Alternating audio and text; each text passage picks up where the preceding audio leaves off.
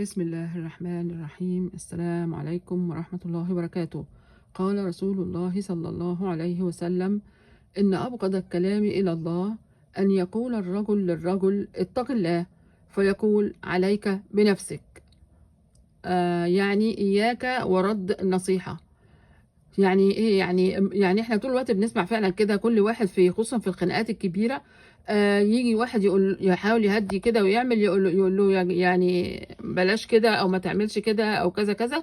فالتاني يرد عليه على طول، يقول له الأولاني يقول له اتق الله، والتاني يقول له عليك بنفسك. هو ده بالفعل اللي بيحصل. يعني كأن الرسول عليه الصلاة والسلام كان شايف وسامع إيه اللي هيحصل دلوقتي. يعني طب انت يعني بتغلط، واكيد انت بتضرب او بتشتم او بتعمل اي حاجة، والراجل التاني ده بيحاول يمنعك ويخلصك من الذنب اللي انت هتحس بيه بعد كده. فانت بدل يعني ما تتعظ بقى كده، لا، بترد عليه بمنتهى قلة الادب وتقول له عليك بنفسك. فيا ريت يا ريت ان احنا يعني كلنا نعرف ان الرسول بيحب كده، ودي نصيحة منه، وهو طبعا كلام ربنا في الاول وفي الاخر.